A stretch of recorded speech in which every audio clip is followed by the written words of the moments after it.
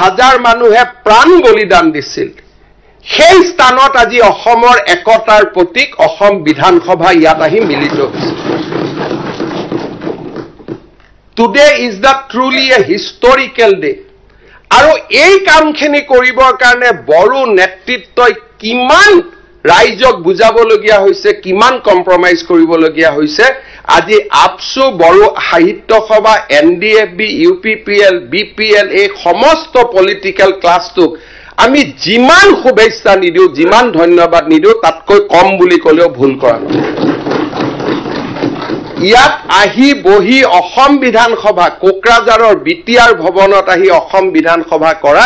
It was not a easy issue কোনেও কৰিব পৰা নাই কোনো অসমৰ মুখ্যমন্ত্ৰীয়ে বড়োলেণ্ডত এখন ৰাজনৈতিক সভা কৰি পোৱা নাই কোকৰাঝাৰত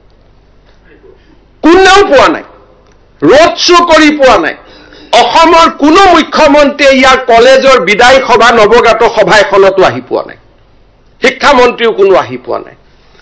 সাইকোলজিক্যালি এই মানুহখিনি আমাৰ পৰা আতৰি গৈ আছিল তেওঁলোকে জানে ৰাজ্য এখন কোনে বিচাৰে কোনে নিবিচাৰে তাৰ আগত আৰ্থিক অৱস্থা লুকাই থাকে যেতিয়া এখন ৰাজ্য নিৰ্মাণ হ'ব ৰাজ্য চলাবৰ কাৰণে ৰাজ্যৰ মানুহৰ পৰা জিএসটি কালেক্ট কৰিব লাগিব ৰাজ্যৰ মানুহৰ পৰা ট্যাক্স কালেক্ট কৰিব লাগিব সো ৰাজ্য এখন কিমান ফিজিবল হি কিমান আৰ্থিকভাৱে হি কিমান কৰিব পাৰি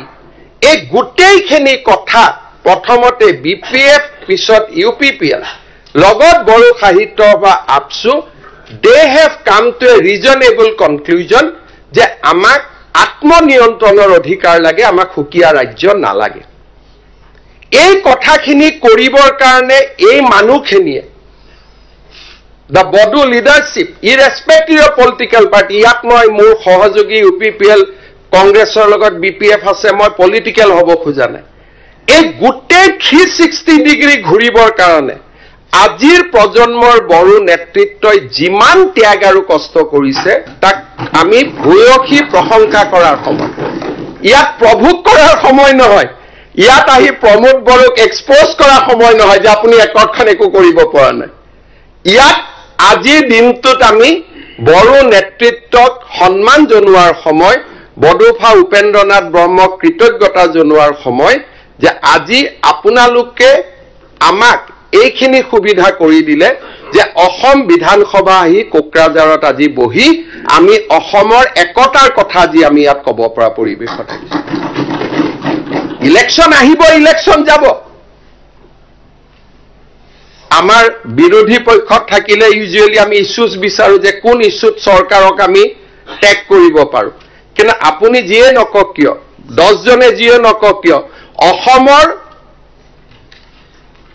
এটলিষ্ট 40টা বছৰৰ ময়ে এজন অসমৰ মুখ্যমন্ত্ৰী য'ত 8টা দিন বিটিএডিত মই ৰাতি নিশা আছো বিটিএডিত মই মুক্তভাৱে ঘূৰো মুক্তভাৱে ৰেলী কৰো ৰাজনৈতিক সভা কৰো কলেজত যাওঁ ইউনিভাৰ্চিটিত যাওঁ আজি যোৱা কেইটামান বছৰত আমি সেই পৰিৱেশ নিৰ্মাণ কৰিছো আজি বিটিএডিত অসম বিধানসভা হৈছে অসম বিধানসভা কোড হয় কাৰো প্ৰয়োজন নাই অসমৰ বাহিৰত জানিবৰ কাৰণে প্ৰধানমন্ত্ৰী নৰেন্দ্ৰ মোদী ডাঙৰীয়া আৰু গৃহমন্ত্ৰী অমিত শাহ ডাঙৰীয়াই শুভ বাৰ্তা পঠিয়াইছে because they realize the significance of today's sitting গতিকে আজিৰ সময়ছোৱা হৈছে যে কেনেকে আমি জনজাতীয় সকলৰ আত্মনিয়ন্ত্ৰণক সুদৃঢ় কৰিব পাৰো জনজাতীয় অজনজাতীয় সকলৰ মাজত সমন্বয়ৰ এটা নতুন বান্ধোন সৃষ্টি কৰিব পাৰো যেতিয়া মই ইয়াত বড়ো নেতৃত্বৰ কথা কৈছো you have also feel the pain of non-Bodo people living in the BTR আজি 60টা সমষ্টি বা 40টা সমষ্টি যেতিয়া 35টা ৰিজাৰ্ভেশন হয় 30+5 মুকলি হয় এছাম বৃহত্তৰ ৰাইজে ৰাজনৈতিক অধিকাৰ অবিহনে জীয়াই থাকিবলগীয়া হয় তেওঁলোককো আজি দিনটোত আমি ধন্যবাদ জনাব লাগিব যে অসমৰ একতাৰ কাৰণে আজি বিটিআৰ অঞ্চলত বাস কৰা অনাবড়ো সমাজখনেও সৰ্বস্ব ত্যাগ কৰিছে it is not a easy things আজি বিটিআৰত অলপ আগতে ৰাতিপুৱা মোৰ তাত মানুহ আহিছিলে মাৰোৱাৰী মানুহ অলপ আহিছিল তাৰ পিছত অসমীয়া মানুহ আজি নিকাছিৰ দৰে জাগাত অসমীয়া মানুহ অসমীয়া ভাষী মানুহ 52 বানপানী টুটি গৈছিলে 52 চনত তেওঁলোকে মাটিত বহি আছে আজিলৈকে মাটিৰ অধিকাৰ পোৱা নাই আৰু মই মুখ্যমন্ত্ৰী হিচাপে দিব নোৱাৰো দিনে ৰাতিয়ে কথা পাতি আছো কেনেকে ৰাস্তা উলিয়াব পৰা যায় BTR is a unique geographical area য'ত 30% 40% বড়ো লোকেৰে 6 শিডিউল হৈছে আৰু 60% লোকে বড়ো সমাজৰ নেতৃত্বক মানি লৈছে at the risk of there different rights এই জাগাটোত আমাৰ দায়িত্ব আছে বড়ো আৰু অনাবড়ো সমাজৰ মাজত আমি অসমৰ আজি দিনটোত অসমৰ আমি অভিভাৱক শব্দটো নকওঁ আমি অসমৰ আজি সেৱক অসমৰ মানুহে আমাৰ মুখলৈকে চাই আছে বড়ো আৰু নন বড়ো লোকৰ মাজত সমন্বয় সৃষ্টি কৰাৰ দায়িত্ব আমাৰ It is not a easy 6 schedule. It is a very difficult 6 schedule. Karbi Anglong Dima Hasautকৈ ইয়াৰ পৰিবেশ বহুত জটিল আছিল এই পৰিবেশৰ মাজত আজি আমি সমতা আৰু সমন্বয়ৰ আমি নতুন ইতিহাস ৰচনা কৰিবলৈ ইয়াত আহিছো আৰু আজি বিটিআৰ নিৰ্মাণত বড়ো জনসাধাৰণ আৰু ইয়াৰ লগত বিটিআৰ অঞ্চলত বাস কৰা অনাবড়ো জনসাধাৰণ দুইটাই বড়ো সমাজে নিজৰ ৰাজ্যৰ দাবী প্ৰত্যাহাৰ কৰিছে অনাবড়ো সমাজে নিজৰ ৰাজনৈতিক অধিকাৰক পিছপেলাই থৈ অসমৰ স্থায়ী শান্তিৰ বাবে সহবাস কৰাৰ সিদ্ধান্ত গ্ৰহণ কৰিছে this is a unique opportunity আৰু এই গোটেই পৰিৱেশটো আমি প্ৰভুক নহয় আমি তেওঁলোকক সহায় কৰিব লাগিব সহযোগিতা কৰিব লাগিব বড়ো নেতৃত্বক শক্তিশালী কৰিব লাগিব অনাবড়ো নেতৃত্বক বড়ো নেতৃত্বৰ লগত আমি একেটা ৰুমত বহুৱাই তেওঁলোকৰ মাজত আমি এটা মিলনৰ হাকু নিৰ্মাণ কৰিব লাগিব উই হেভ এ গ্ৰেটাৰ ৰেছপন্সিবিলিটি আমাৰ বহুত ডাঙৰ ৰেছপন্সিবিলিটি ইয়াত আছে আজি আপোনালোকে ইয়াতে কৈছে যে বডুফা উপেন্দ্ৰ নাথ ব্ৰহ্মৰ কথা আমি কেইজন অসম বিধানসভাৰ বিধায়ক কেইজন মন্ত্ৰী দতমাত গৈ তেখেতৰ যি সমাধিস্থলী তাতে সেৱা কৰাৰ সুযোগ লৈছে কোনজন গৈছে আমাৰ দায়িত্ব তেওঁলোকৰ আবেগক আমি সন্মান জনাব লাগিব জনজাতীয় লোকক ৰাস্তা আৰু ঘাটতকৈ তেওঁলোকৰ সাংস্কৃতিক আৰু ঐতিহ্যৰ প্ৰতি তেওঁলোকৰ আটাইতকৈ বেছি চিন্তা ভাষাৰ প্ৰতি চিন্তা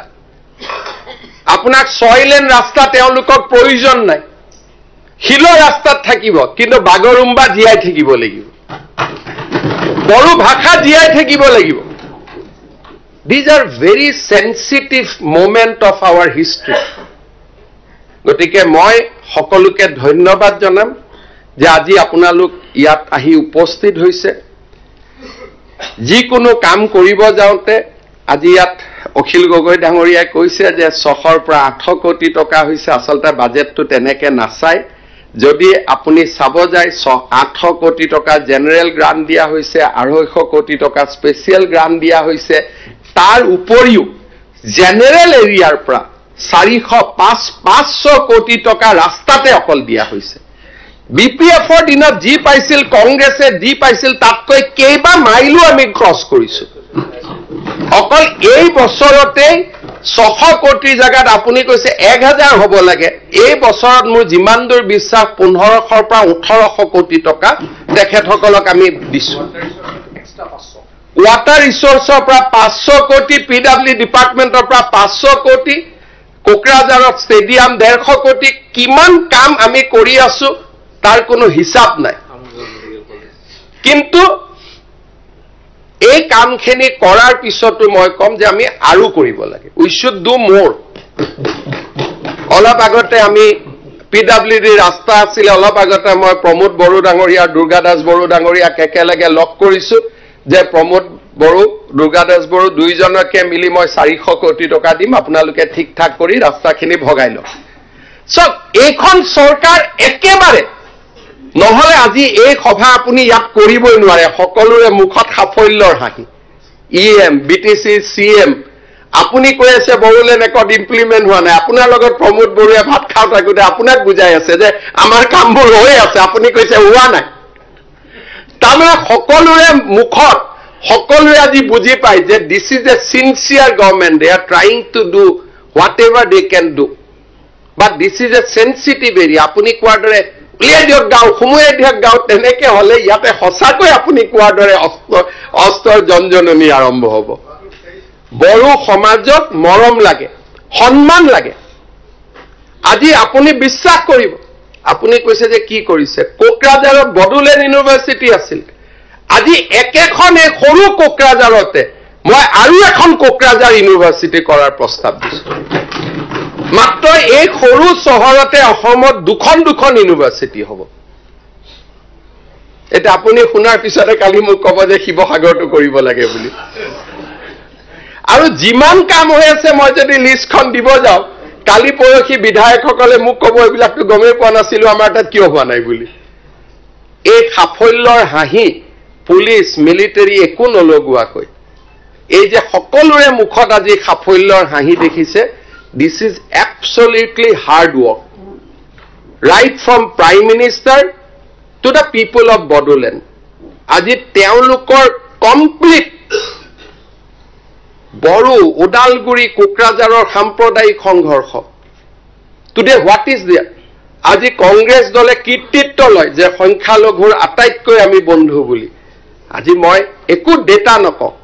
কিন্তু সৰ্বানন্দ সোণোৱাল আৰু হিমন্ত বিশ্ব শৰ্মা চৰকাৰৰ দিনত এটাও সাম্প্ৰদায়িক সংঘৰ্ষ হোৱা নাই এজনো মুছলমান লোকৰ মৃত্যু হোৱা বিটিআৰত দিজ আৰ পিয়ৰ ষ্টেটিষ্টিক্স আৰু ষ্টেটিষ্টিক্সৰ ওপৰতো কোনেও কথা ক'ব নোৱাৰে আজি প্ৰথমবাৰৰ বাবে বড়ো ভূমিৰ ইলেকশ্যনত মুছলমান মানুহে মুকলিকৈ ভোট দিছে বঙালী মানুহে ভোট দিছে অসমীয়া মানুহে ভোট দিছে আৰু ভোট কাক দিছে বড়ো ল্যান্ডৰ দুইটা পাৰ্টিকে দিয়া নাই কোনোবাই হয়তো কংগ্ৰেছক দিছে কোনোবাই নৱশৰণীয়াৰ পাৰ্টিক দিছে কোনোবাই বিজেপিক দিছে কিন্তু দুইটা বড়ো ৰাজনৈতিক দলে পিছদিনাখন গৈ খুধা নাই তহতে আমাক কিয় ভোট দিয়া নাই বুলি this is what we have created This is what we have created. Democracy. We have brought back democracy to BTR. We have brought back maximum মানুহৰ মাজত আত্মবিশ্বাস আৰু আপোনালোকে আৰু জানি গম পাব যে absolute no interference. বড়োলেণ্ড কাউন্সিলৰ ভিতৰৰ কোনো কথাত অসম চৰকাৰে কতোৱে ইন্টাৰফেয়াৰ নকৰে কাৰ্বি আলং ডিমা হাছাও কতোৱে ইন্টাৰফেয়াৰ নকৰে আগতে তাৰ বাজেট অসম বিধান সভাই বনাইছিল কোন বিভাগত কি দিব লাগে আমাৰ চৰকাৰে যোৱা বছৰ সিদ্ধান্ত ললে যে আমি বাজেট নবনাও আমি মাত্ৰ টকাটো দি দিম budget will be prepared by the this assembly BTR assembly Karbi আলং এসেম্বলি ডিমা হাছাও এসেম্বলি আজি আপুনি কৈছে সাবজেক্ট ট্ৰান্সফাৰ কৰিব লাগে Assam government has given no objection যে যিমান সাবজেক্ট লাগে বিটিআৰক লৈ যাওক আমাৰ কোনো আপত্তি নাই except home department যিমান জিলাকে লৈ যাওক আৰু সেই কাৰণে 125তম সংশোধনী আজি হোৱাৰ পথত গৈ আছে আৰু 125তম সংশোধনী হৈ যোৱাৰ লগে লগে BTR accord will be implemented in 100% অকল হেতুৱে বাকি আছে আৰু তাৰো আলোচনা চলি আছে কোভিডৰ সময়খিনিক বাদ দিলে 3.5 বছৰৰ ভিতৰত ইমান স্পিড ইমপ্লিমেন্টেশন কতো হোৱা নাই গাঁও 20-25 বছৰলৈকে চলি থাকিব পৰিবেশ বদলি থাকিব জিওগ্ৰাফি বদলি থাকিব আজি বিটিআৰৰ পৰা উলাই যাব যোৱা গাঁও যেতিয়া বড়ো লোকসকলে মৰম কৰিব তেওঁলোকে উলাই নাযাও বুলি ক'ব সোমাব খোজা গাঁও বিটিআৰে ক'ব যে ঠিক আছে আমাক নালাগে আপসু ইজ চেঞ্জিং देयर পজিশন আগতে আপসুৱে কৈছিল 10% বড়ো মানুহ থাকিলেও আমাক গাঁও লাগে এতিয়া আপসুৱে কৈছে 100% বড়ো মানুহ থাকিলেহে আমাক গাঁও লাগে আমি আপসুক ধন্যবাদ দিব লাগিব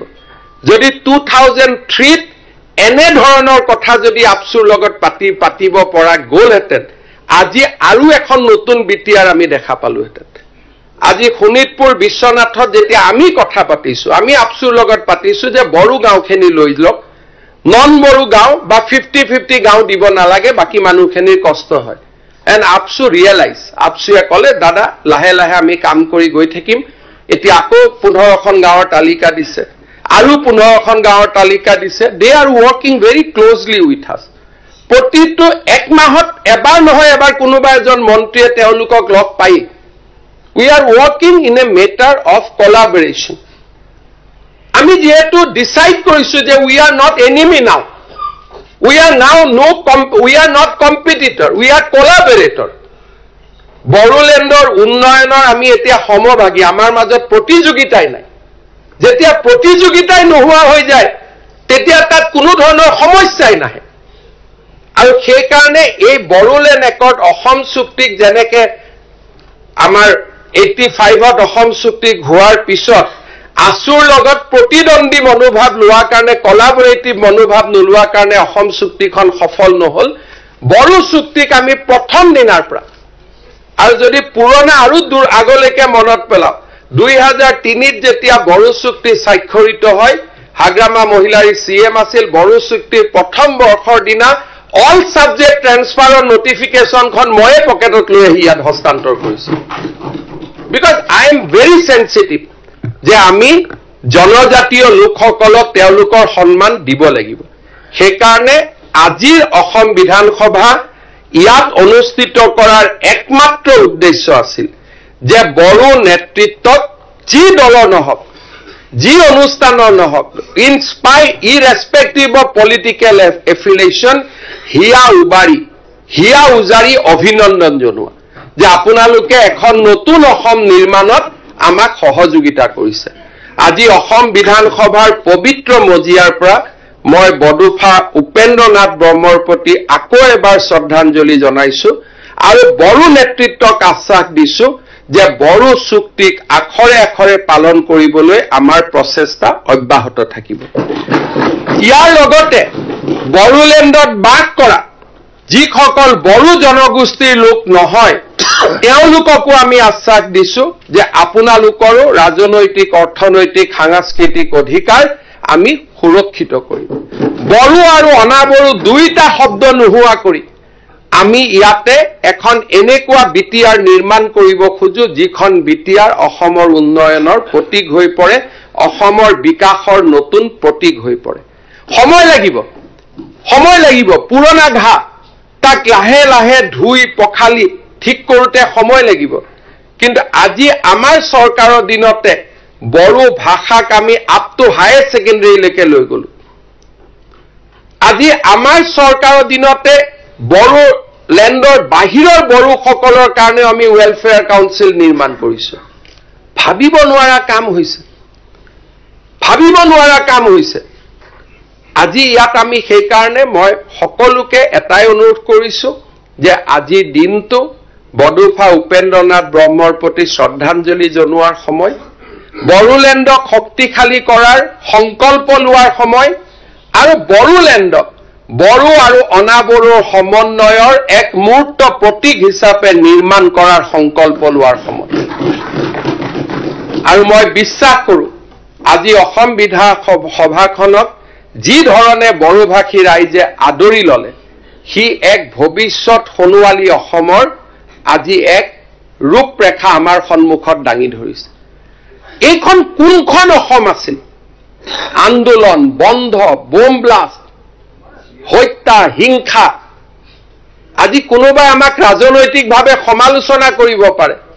কিন্তু এইখন অসম আজি আমি আন্দোলন বিবৰ্জিত বন্ধ বিবৰ্জিত গুলি বোমা বিবৰ্জিত এখন নতুন অসম আমি নিৰ্মাণ কৰিছো আউট অফ এছেছ এখন ভাঙি যোৱা প্ৰদেশত আজি আমি এক শক্তিশালী কাঠামোৰ ওপৰত নিৰ্মাণ কৰিছো কেতিয়াবা ডিফুলৈকে যাব ডিফু দেখিলে গুৱাহাটী পিছ পৰি যাব ডিফুৰ যিটো আজি উন্নয়ন সেই ডিফুৰ উন্নয়ন আজি আমাৰ অসমৰ কামৰূপ নগাঁও শিৱসাগৰ যোৰহাট ডিব্ৰুগড় জিলাতকৈ বহুত আগত গুচি গৈছে আজি আপোনালোক যেতিয়া ডিফুত যাব আজিকালি আমাৰ চৰকাৰী ডাঙৰ ডাঙৰ বিষয়াসকল ডিফুত ৰাতি পৰিয়ালক লৈ থাকিব যায় উই হেভ চেঞ্জ দ্যাট আজি কাৰ্বি নেতৃত্ব সমালোচনা কৰে কথাই কথাই আমাৰ মানুহে কয় এওঁলোকে টকা খায় ডিমাচা পাহাৰত টকা যায় কাৰ্বি পাহাৰত টকা যায় একেটা টকা দি ডিফুত যিমান ধুনীয়া ষ্টেডিয়াম নিৰ্মাণ হয় একেটা টকা দি আমাৰ সমষ্টিত সিমান ধুনীয়া নিৰ্বাচন আজিও নহয় আমাৰ বহুত মানুহ এতিয়াও পুৰণা দিনত সোমাই আছে এতিয়াও ডিমা হাছাও কাৰ্বি আলঙৰ কেলেংকাৰীৰ সময়ৰ কথা তেওঁলোকে মনত ৰাখিছে সময় পৰিৱৰ্তন হৈছে 15 কোটি টকা দি জালুকবাৰীত যিমান ভাল ষ্টেডিয়াম নিৰ্মাণ হয় 15 কোটি টকা দি আজি ডিফু আৰু হাফলঙত তাতকৈ বেছি কাম হয় এইবাৰ ডিমা হাছাও পাহাৰৰ পৰা 7 জন ল'ৰা এচিএছ পাইছে ল'ৰা ছোৱালী 7 জন ল'ৰা এচিএছ পাইছে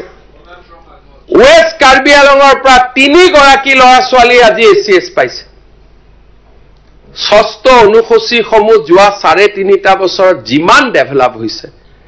ডিফুত যিমান দলং ৰাস্তা হৈছে কোনেও কল্পনা কৰিব নোৱাৰে ৰাজনীতি কৰা মানুহৰ কথা ৰাজনীতিৰ লগত থাকিব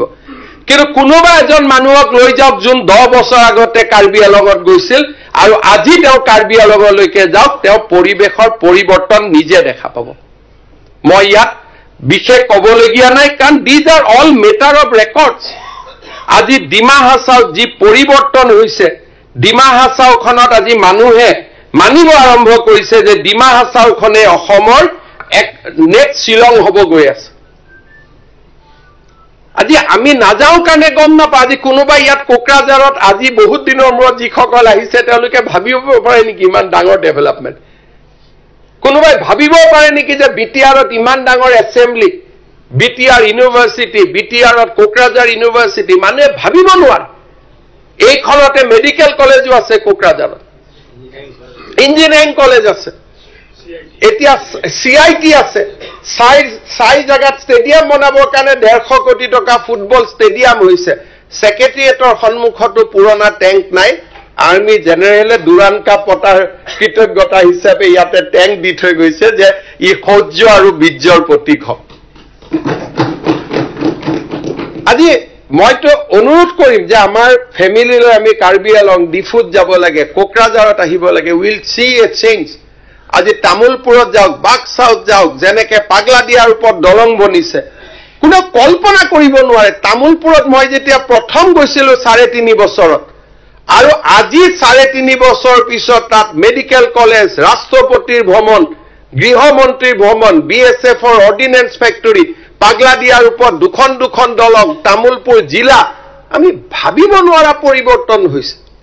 শান্তি এনে অহা নাই কোনোবাই মানুহে ভাবে যে এনে শান্তি আহিলে নেকি আজি লাহে লাহে এই 6 শিডিউল এৰিয়াবিলাকত যেনেকে শান্তি উভতি আহিছে মইতো মাজে মাজে ভাবো যে অসমৰ আটাইতকৈ বিকশিত অঞ্চলবিলাক পিছ পৰি যাব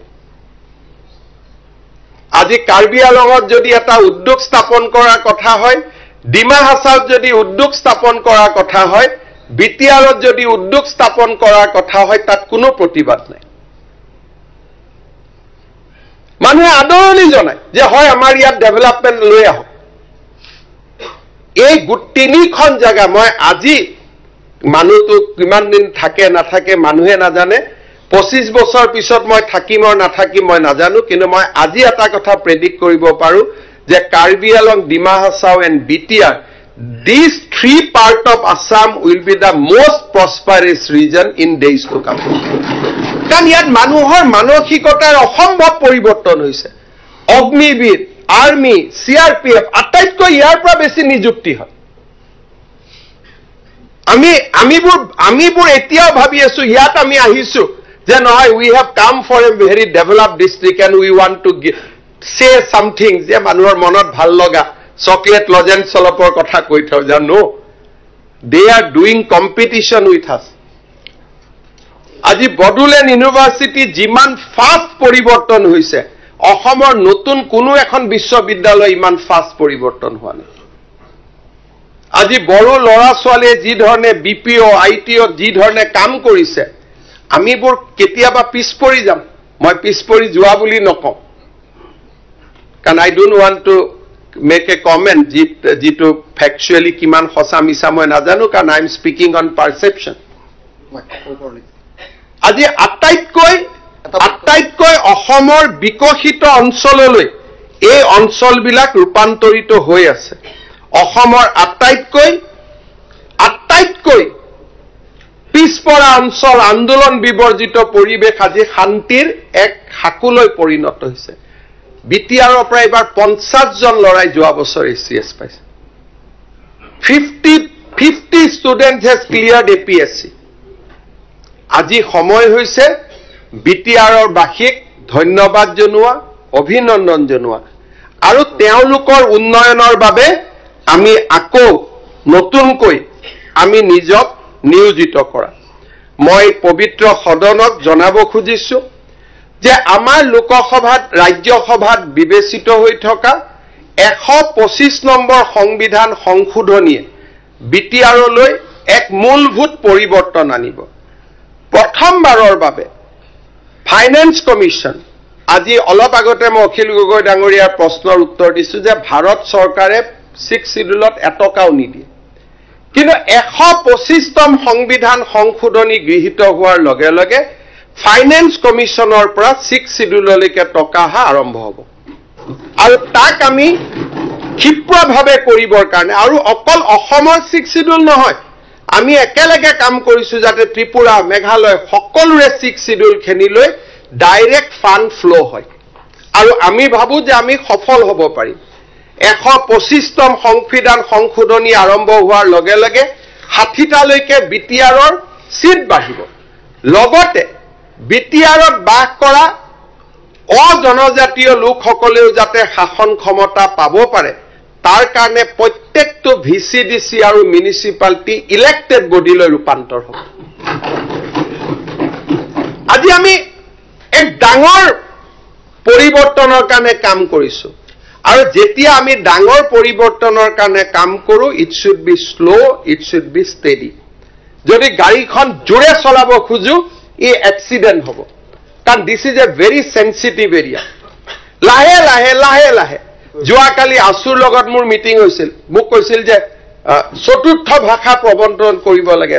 4 সূত্ৰীয় ভাষা, ইংৰাজী, হিন্দী, অসমীয়া, বড়ো। মই কৈছো নো, যেতিয়ালৈকে বড়ো সাহিত্য সভাই নকব আমি সেই ৰাস্তাত নাযাওঁ। Because we want to take every step with caution, যাতে আমাৰ এটা ভুল সিদ্ধান্তই আমাৰ যিসকল বড়ো লিডাৰশ্বিপে আমাৰ লগত কাম কৰিছে তেওঁলোক যাতে বিপদত পৰিবলগীয়া নহয়। মই আকৌ কৈছো, I am being a political. ইয়াত সদনত 2টা ৰাজনৈতিক দলৰ মানুহ আছে, আমি কাকো বিপদত পেলাব খোজা নাই। We want to take every step, লাহে লাহে লাহে লাহে। মই অসম বিধানসভাৰ সদস্যসকলক অনুৰোধ কৰিম, ইয়ালৈকে কোকৰাঝাৰলৈকে আহিব, ওদালগুৰি, তামোলপুৰলৈকে আহিব, বহুত কথা শিকিব পাৰিম। আজিৰ সদনতে মোক আপচুৰ সভাপতি দীপেন বড়ো ডাঙৰীয়াইও কৈ আছিলে, সকলোৱে কৈ আছিলে, আমি উন্নয়নৰ বাবে আগ্ৰহী। 125তম অনুমোদন যাতে খুব সোনকালে হৈ যায়, তাৰ বাবে অসম চৰকাৰে ভাৰত চৰকাৰৰ লগত একেলগে কাম কৰাৰ প্ৰতিশ্ৰুতি মই পবিত্ৰ সদনত মই আপোনালোকৰ সন্মুখত ৰাখিব খুজিছো। বিটিআৰৰ লগত এটা ডাঙৰ ডেভেলপমেণ্ট হৈ আছে, আমি সকলে জনা উচিত। ভূটানত গেলেফু মাইণ্ডফুলনেছ চিটি নামৰ এখন ডাঙৰ মহানগৰ হ'ব গৈ আছে। ভূটানৰ ৰজাই আশা কৰে যে ই ছিংগাপুৰৰ দৰে এখন ডাঙৰ চহৰ হ'ব। তাৰ অকল ইণ্টাৰনেশ্যনেল এয়াৰপৰ্টতে তেওঁলোকে প্ৰায় 8,000 কোটি টকা খৰচ কৰিব খুজিছে। And total investment in Gelephu will be মোৰ দেন 1 লাখ কৰোৰ। ভূটানৰ মোৰ যাত্ৰাৰ পিছত ভূটানৰ ৰজাই মোক কৈছে যে গেলেফুতটো ছুপাৰ ৰিচসকল আহি থাকিব, উদ্যোগ ক'ত কৰিব, ব্যৱসায় ক'ত কৰিব। ভূটানৰ ৰজাই মোক কৈছে যে আপুনি এই সময়ৰ লগত সুযোগ ৰাখি বিটিআৰটো ডেভেলপ কৰক। এতিয়া আমি সিদ্ধান্ত লৈছো যে গেলেফুৰ লগে লগে আমি দাঁতগাড়ী, যাতে গেলেফুৰ ব্যৱসায়টো আমি দাঁতগাড়ীত ল'ব পাৰো, আমি দাঁতগাড়ীক উন্নয়নৰ বাবেও আমি কাম কৰাৰ বাবে সিদ্ধান্ত লৈছো। মই আগতে কৈছো যে চিৰাং এণ্ড কোকৰাঝাৰ এই দুইখন জিলাই অসমৰ প্ৰতিখন জিলাক পিছ পেলাই থৈ যাব। ইয়াত যিটো আমি আহি কৈছো টকা দি দিয়ক, ইটোক দি দিয়ক, আমি হাত পাতিব লাগিব এদিন যে আমাক দিয়ক। কাৰণ ইয়াত যিটো ডেভেলপমেণ্টৰ পেচ আছে আৰু মানুহে বিকাশ বিচাৰিছে, আটাইতকৈ ডাঙৰ কথা গেলেফু হৈ যোৱাৰ পিছত চিৰাং আৰু দাঁতগিৰি অসমৰ আটাইতকৈ বিকশিত জিলালৈ ৰূপান্তৰিত হ'ব, মেবি ইকুইভেলেণ্ট টু গুৱাহাটী। কাৰণ গোটেই ভূটানত তেওঁলোকৰ যিটো ডেভেলপমেণ্ট 8 কিলোমিটাৰ দূৰত চিৰাং মানুহৰ ঈৰ্ষাৰ কেন্দ্ৰবিন্দু হৈ পৰিব। যদি ভূটানে তেওঁলোকৰ মিছনত সফল হ'ব পাৰে, আমি কি কৰিব খুজিছো, গুৱাহাটীৰ পৰা গেলেফুলৈকে আমি ৰেল লাইন বহাব খুজিছো দাঁতগিৰি হৈ, যাতে দেট কেন বি কেপচাৰ্ড। আৰু মই ভাবো যে আমাৰ অসম এডভান্টেজ সামিটৰ সময়ত গৃহমন্ত্ৰী আমাৰ ৰেল মন্ত্ৰী ডাঙৰীয়াই এই ঘোষণা কৰিব পাৰিব। 10খন কলেজ আমি প্ৰভিন্সিয়েলাইজ কৰিছো। এইবাৰ আমি বিধানসভাত প্ৰাদেশিকৰণৰ আইন আনোতে বড়ো চুক্তিৰ 6.3 ক্লজক আৰু অলপ কেনেকে আমি শক্তিশালী কৰি ইমপ্লিমেণ্ট কৰিব পাৰো তাৰ কাৰণে আমি কাম কৰিব খুজিছো। ইয়াৰ লগে লগে মানে স্যাৰ বেকৰ ডাঙৰীয়া মানে বড়ো মাধ্যমৰ স্কুল আৰু ইয়াত থকা অসমীয়া মাধ্যমৰ ভেঞ্চাৰ স্কুলখিনি চৰকাৰীকৰণ কৰাৰ ব্যৱস্থা কৈ আছে। সেইটো কৰি দিব লাগে কৈ আছে। আজি ভাল মেছেজ এটা যাব, মেছেজ তেনেকে নাযাব। ইয়াত কৰিলে শিৱসাগৰৰ কলেজে কেছ কৰি দিব, শিৱসাগৰৰ স্কুলে কেছ কৰি দিব, স্পেচিয়েল হাইকোৰ্টে নামানে নহয়। আপুনি গতিকে বুক কৰিব দিয়ক, মই কৰি আছো সুন্দৰ কৰি, যাতে ক'তো বাধা নহয়। 10খন কলেজক প্ৰাদেশিকৰণ কৰিলো, এটাও কোৰ্টত কেছ নহল, because I am taking step logically আৰু তেখেতসকলক বিশ্বাসত লৈ লাহে লাহে কৰি গৈ আছো। গতিকে গোটেই কামখিনি কোৰ্টত কেছ নোহোৱাকৈ গৈ আছে। অসম একদম সৰু কথা, চব গৈ আছে সৰু। আজি আমি এতিয়া কাৰিগাঁৱৰ পৰা কোকৰাঝাৰলৈ আহিলো। এই ৰাস্তাটো আমি 4 লেন বনাবৰ কাৰণে সিদ্ধান্ত গ্ৰহণ কৰিছো। কোকৰাঝাৰৰ পৰা কাৰিগাঁৱলৈকে যোৱাৰ ৰাস্তাটো, আমাৰ ভূটানৰ নেশ্যনেল হাইৱেৰ পৰা সৰলপাৰালৈকে যোৱা ৰাস্তাটো আমি 4 লেন বনাব খুজিছো। ফৰেষ্টখিনি 3 লেন, বাকীখিনি 4 লেন। আজি এই ধৰণৰ অসম মালাৰ আটাইতকৈ ডাঙৰ ইনভেষ্টমেণ্ট বিটিআৰত হৈ আছে। ওদালগুৰিত আজি আমি বড়োলেণ্ড ইউনিভাৰ্চিটিৰ এখন কেম্পাছ আমি বনাব খুজিছো আৰু 2027 চনত ওদালগুৰিত আমি এখন মেডিকেল কলেজো নিৰ্মাণৰ কাম হাতত ল'ম। These are all in our proposals. আপুনি যিটো 700-400 কোটি দেখুৱাইছে, এইবিলাক বিট কৰি আমি কেতিয়াবাই পাৰ কৰিলো সেইবোৰ। সেইকাৰণে ইয়াত কোনো এজন বিটিআৰৰ MLA পোৱা নাই যে আমাক পইচা দিয়া নাই, আমাক চোৱা নাই, because they knows the story date we are. আজি বাজেটতো আমি কৈছো যে আমি তেনেকে আগবাঢ়ি গৈ আছো। বিটিআৰত যেনেকে আমি আগবাঢ়ি গৈছো, কাৰ্বি আংলঙত ডিমা হাছাও জিলাৰ ৰাস্তা বনাবৰ কাৰণে মই ৱৰ্ল্ড বেংকৰ পৰা 4,000 কোটি টকা আনিছো। 4,000 crores ফৰ ওৱান ডিষ্ট্ৰিক্ট। কোনোবাই কল্পনাও আমি কৰিব নোৱাৰো 6th শিডিউলৰ কাৰণে আমি ইমান কাম কৰিছো যে ডিমা হাছাও জিলাৰ গোটেই কেইটা ৰাস্তা নিৰ্মাণ কৰাৰ কাৰণে 4,000 কোটি টকা। এটা নন্দিতা গালুচাৰ এটাই সমষ্টি, তাত 2টা সমষ্টি নাই, এটাই সমষ্টি, 4,000 কোটি টকা। আৰু কাৰ্বি পাহাৰত আজিৰ দিনটোত নাই বুলিও 3,000 কোটি টকাৰ ওপৰৰ ৰাস্তাৰ কাম হৈ আছে।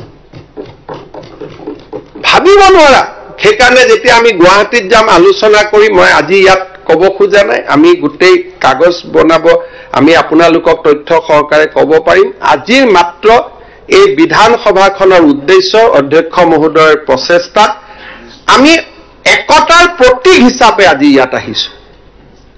বাকী আলোচনাটো আমি গুৱাহাটীতো গৈ কৰি থাকিব পাৰিম। আজি মাত্ৰ ইয়াত আমি আহিছো বডোফা উপেন্দ্ৰনাথ ব্ৰহ্মৰ প্ৰতি অসম বিধানসভাৰ আনুষ্ঠানিক শ্ৰদ্ধাৰ্ঘ্য নিবেদন কৰাৰ কাৰণে। Today, formally we are paying our tributes to Bodofa Upendranath ব্ৰহ্ম। তেখেতে এটা পিছ পৰি যোৱা জাতিক কেনেকে এক আগশাৰী জাতিলৈ ৰূপান্তৰ কৰিব পাৰি, এটা নিষ্পেষিত জাতি সত্তাক কেনেকৈ আটাইতকৈ উন্নত শীৰ্ষলৈ লৈ যাব পাৰি, তাৰ প্ৰমাণ হিচাপে বড়ো জাতিক আজি কৰাৰ প্ৰেৰণা দিছিল আৰু যি ধৰণে উপেন্দ্ৰনাথ ব্ৰহ্মই বড়ো জাতিক নিৰ্মাণ কৰিলে সেই পথ যদি আমি সেই পথেৰে আগুৱাই যাবলৈ চেষ্টা কৰোঁ অসমৰ প্ৰতিটো জাতি সত্তাৰ বিকাশ হ'ব গতিকে মাননীয় অধ্যক্ষ মহোদয় কৃতজ্ঞ অসমবাসী ৰাইজৰ হৈ আজিৰ এই দিনটোত মই বডোফা উপেন্দ্ৰনাথ ব্ৰহ্মক ধন্যবাদ কৃতজ্ঞতা শ্ৰদ্ধাঞ্জলি নিবেদন কৰিছোঁ আৰু বডোফা উপেন্দ্ৰনাথ ব্ৰহ্মৰ সমাধিক আমি ৰাজ্যিক সমাধি পৰ্যায়লৈ উন্নত কৰাৰ বাবে প্ৰস্তাৱ গ্ৰহণ কৰিছোঁ তেখেতৰ সমাধিস্থলীক আমি এক সুন্দৰ আৰু ৰাজ্যিক পৰ্যায়ৰ এক পৰ্যায়লৈ আমি লৈ গৈ আৰু তেখেতৰ জন্ম দিৱসটো ৰাজ্যিক পৰ্যায়ত ৰাজ্য চৰকাৰে সদায়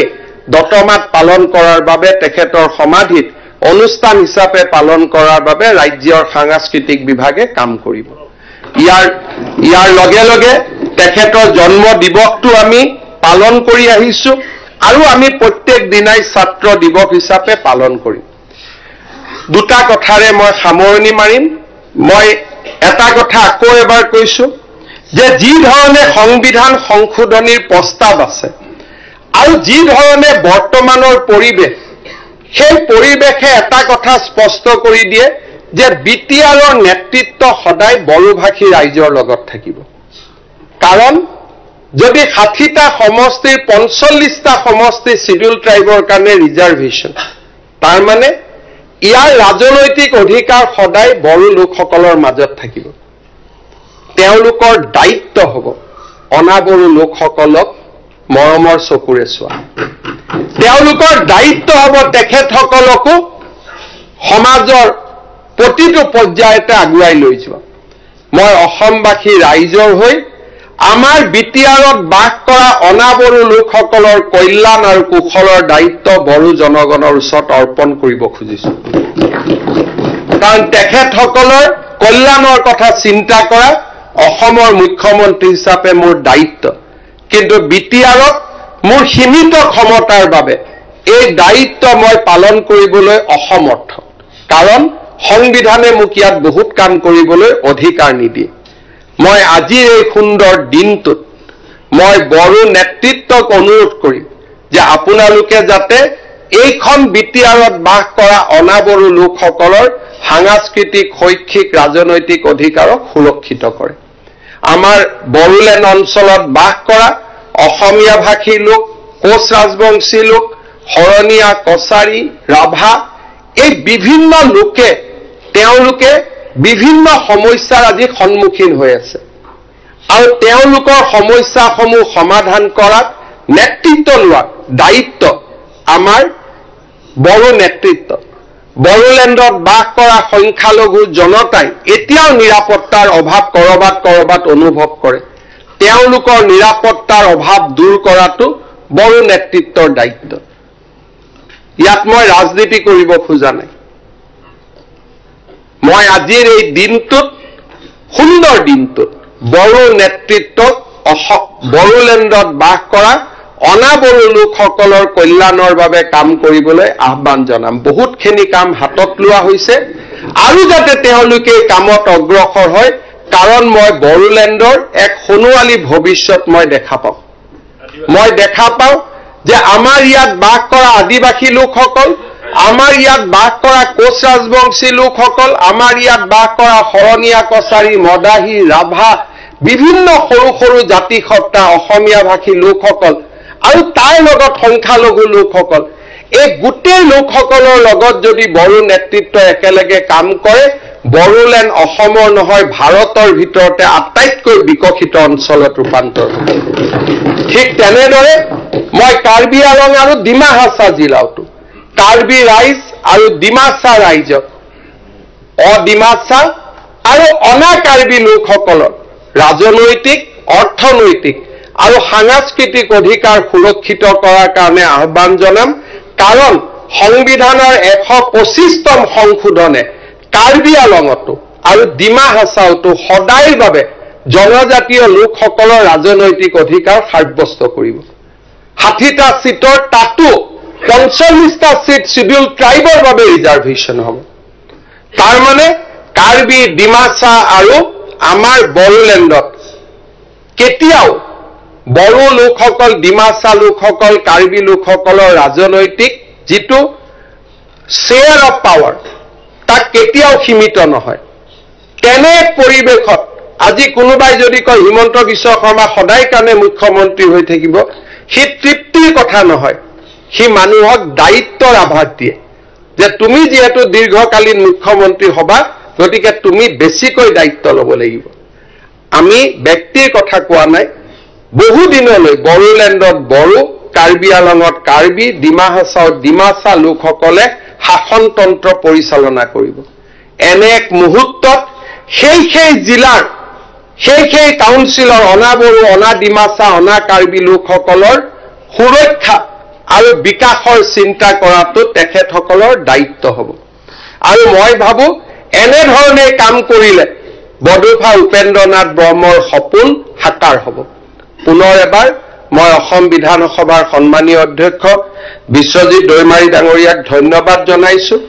আপোনালোকে পৰিৱৰ্তন চাওক। আজি অসমীয়া ভাষাত ধ্ৰুপদী হ'ল। বিশ্বজিৎ দৈমাৰী এজন বড়ো ভাষাৰ লোক। তেখেতে আজি অসমীয়া ভাষাক প্ৰশংসা কৰি যিখিনি কথা ক'লে, অহাকালি গুৱাহাটীত কৈও শেষ কৰিব পাৰিলেহেঁতেন।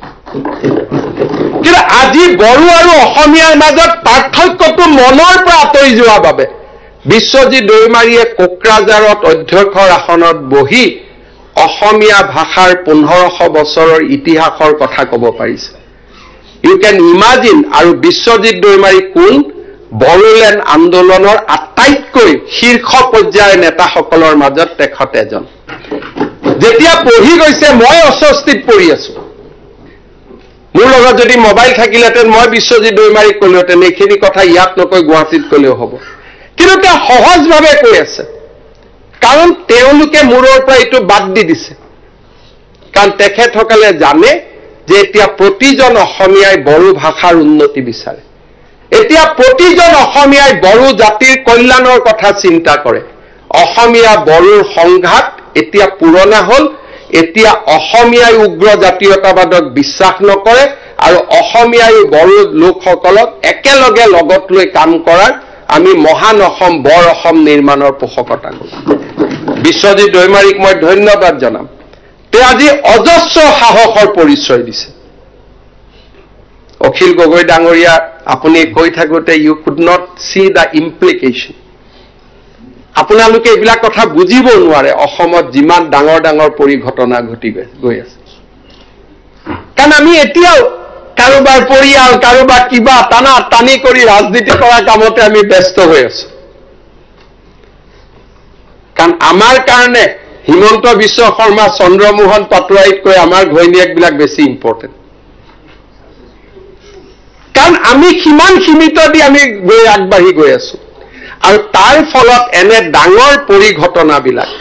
লোকচক্ষুৰ পৰা আঁতৰি গৈ আছে। আমি মৰণশীল, কিন্তু বিশ্বজিৎ দৈমাৰীয়ে অসমীয়া ভাষাৰ গৰিমা বৰ্ণনা কৰি আজি যিখিনি কথা কৈ গ'ল, this became a part of record of the Assam assembly. মই বিশ্বজিৎ দৈমাৰীক অন্তৰৰ পৰা অভিনন্দন জনাম। আৰু এইকাৰণে জনাম, যদি এইখন আসনত চন্দ্ৰমোহন পাটোৱাৰী বহি থাকিলেহেঁতেন মই নকলোহেঁতেন। বিশ্বজিৎ দৈমাৰী আপচুৰ এজন উচ্চ শাৰীৰ নেতা আছিল। আৰু সহজভাৱে কৈ আছে, সকলোৱে অনুভৱ কৰিছে, সহজভাৱে কৈ আছে। হি হেজ ন' ফিলিংছ যে মই বড়ো, মই অসমীয়াৰ কথা কৈ আছো। দিছ ইজ হোৱাট এইখনেই নতুন অসম আজি আমি যোৱা 3.5 বছৰত নিৰ্মাণ কৰিছো। আমি একো কৰিব পৰা নাই কাৰোবাৰ ভাষাত, কিন্তু এইখন নতুন আমি অসম নিৰ্মাণ কৰিছো, যিখন অসমৰ কল্পনাও আজিৰ পৰা 4 বছৰ আগত কোনেও কৰিব পৰা নাছিল। আৰু একে ব্যৱস্থা মিচিং অঞ্চলত গ'লে মিচিং ৰাইজৰ মাজত এনেকুৱাই মৰম পাব, তিৱা অঞ্চলত গ'লে তিৱা ৰাইজৰ মাজত এনেকুৱা মৰম পাব, ৰাভা অঞ্চলত গ'লে ৰাভা ৰাইজৰ মাজত এনেকুৱাই মৰম পাব। এই ধৰণৰ সোণোৱাল কছাৰী গাঁৱত গ'লে একেধৰণে মৰম পাব। জনজাতীয় লোকসকলৰ মাজত আজি আস্থা আৰু বিশ্বাসৰ নতুন পৰিৱেশ এটা আৰম্ভ হৈছে। মই আশা কৰিম আমি সাৱধানতাৰে, সতৰ্কতাৰে কাৰ্বি পাহাৰ, ডিমাচা পাহাৰ আৰু বড়োলেণ্ডৰ বিকাশৰ বাবে আকৌ এবাৰ নিজক সমৰ্পণ কৰিম। বড়োলেণ্ডৰ ৰাস্তা ঘাট উন্নয়নৰ বাবে যোৱা 2 বছৰত মই 500 কোটি টকা দিছিলোঁ। আজি আকৌ এবাৰ 500 কোটি টকাৰ নতুন পেকেজ এটা মই বিধানসভাৰ মজিয়াৰ পৰা ঘোষণা কৰিছোঁ। আমাৰ বিধায়কসকলৰ লগত ইতিমধ্যে মই কথা বতৰা পাতিছোঁ। আধা তালিকা বিধায়কসকলে দিব, আধা তালিকা বিটিআৰে দিব, আৰু সুন্দৰভাৱে আমি বড়োলেণ্ড নিৰ্মাণৰ কামত নিজক ব্ৰতী কৰিম। একেধৰণে ডিমা হাছাওৰ কাৰণে 100 কোটি টকা আৰু কাৰ্বি আলঙৰ বাবে 200 কোটি টকা আজিৰ বিধানসভাৰ পৰাই মই ঘোষণা কৰিছোঁ। আশা কৰোঁ এই ঘোষণাখিনিৰ কাৰণে আমাৰ কৰবাৰ পৰা অলপ কাবাৰ কাটা যাব, কিন্তু এখন নতুন অসম নিৰ্মাণৰ কাৰণে আমি এইখিনিত আদৰণি জনাম আৰু সকলোৰে লগত একেলগে আমি কাম কৰিম। অধ্যক্ষ মহোদয়, আজিৰ দিনটো আপুনি এক নতুন ইতিহাসৰ সাক্ষী হ'ল। আপোনাক মই বহুত ধন্যবাদ জনাইছোঁ। আকৌ এবাৰ ৰিপিটেশ্যন কৰিছোঁ, যিখন স্থানত অসমৰ মুখ্যমন্ত্ৰী আহিব পৰা নাছিল সেইখন স্থানত আজি আপুনি অসম বিধানসভা লৈ আহিছে। ই সাধাৰণ পৰিঘটনা নহয়। কোকৰাঝাৰত বহু দিন আছিল, আজি UDFৰ নেতাসকল কোকৰাঝাৰত আহি বিধানসভা কৰিছে। সেই দিনটোলৈকে মনত পেলক কোকৰাঝাৰ আৰু ওদালগুৰিৰ সাম্প্ৰদায়িক সংঘৰ্ষৰ পৰিৱেশ। কোকৰাঝাৰত যে কেতিয়াবা আপোনালোকে এনেকে দিনত আহিব পাৰিব, তাক সেই দিনটোত হয়তো বহুতে কল্পনাও কৰা নাছিল। কিন্তু আজি অকল আমি অহাই নহয়, ইয়াতে বহি আমি আলোচনাত ভাগ লৈছোঁ। এই নতুন অসমখন চিৰস্থায়ী হওক, এই নতুন অসমখন কীৰ্তিমান হওক, এই নতুন অসমৰ আভা আৰু শোভাই সমগ্ৰ বিশ্বক জিলিকাই তোলক। আজিৰ এই দিনটোত পৰম পিতাৰ ওচৰত তাকে কামনা কৰিছোঁ। প্ৰত্যেকজন মুখ্যমন্ত্ৰীৰ কাৰ্যকালৰ এটা হাই পইণ্ট থাকে। মুখ্যমন্ত্ৰীসকলক সোধে আপোনাৰ কাৰ্যকালৰ আটাইতকৈ সফল কি? কোনোবাই ক'ব মই এইমছ আনিছোঁ, কোনোবাই ক'ব মই ব্ৰহ্মপুত্ৰৰ ব্ৰিজ আনিছোঁ, কোনোবাই ক'ব মই কোভিড কৰিছোঁ। মোৰ মুখ্যমন্ত্ৰীৰ কাৰ্যকালৰ আটাইতকৈ উল্লেখযোগ্য গৌৰৱময় দিন হৈ থাকিব কোকৰাঝাৰত অসম বিধানসভাৰ অধিৱেশন। This is the high point of my career.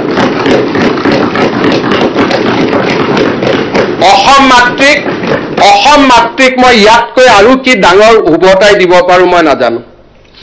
কিন্তু দিছ ইজ দ্য বেষ্ট ট্ৰিবিউট যে অসমত দীৰ্ঘকালীন ধৰি ৰাজনীতি কৰিছিলোঁ, অসমৰ মানুহৰ মাজত থাকি ৰাজনীতি কৰি অসমৰ মুখ্যমন্ত্ৰীৰ আসন মই শুৱনি কৰিবলৈ সক্ষম হৈছিলোঁ। যেতিয়া মোক কোনোবাই মৃত্যুৰ পিছত ভগৱানে সুধিব what you have return back to Assam, এখন একত্ৰিত অখণ্ডিত অসমক আজি মই কোকৰাঝাৰত বিধানসভাৰ অধিৱেশন পাতি নতুন প্ৰজন্মৰ বাবে, আহিবলগীয়া প্ৰজন্মৰ বাবে আমি উপহাৰ হিচাপে থৈ গ'লো। ইয়াক সংৰক্ষণ কৰাৰ দায়িত্ব আমাৰ, ইয়াক সংবৰ্ধন কৰাৰ দায়িত্ব আমাৰ। ইয়াক আমি বড়ো, কাৰ্বি, ডিমাচা লোকসকলক মৰম, চেনেহ, সন্মানৰ দৃষ্টিৰে আৰু তাৰ লগত 3খন কাউন্সিলত বাস কৰা অনা বড়ো, অনা কাৰ্বি, অনা ডিমাচা লোকসকলৰ অধিকাৰক সুৰক্ষিত কৰি আমি এই 3খন কাউন্সিলকে আগুৱাই লৈ যাম। এখন নতুন অসম নিৰ্মাণ কৰিম, এখন বিশাল অসম নিৰ্মাণ কৰিম। তাকে সংকল্প লৈ পুনৰ এবাৰ বডোফা উপেন্দ্ৰনাথ ব্ৰহ্মক শ্ৰদ্ধা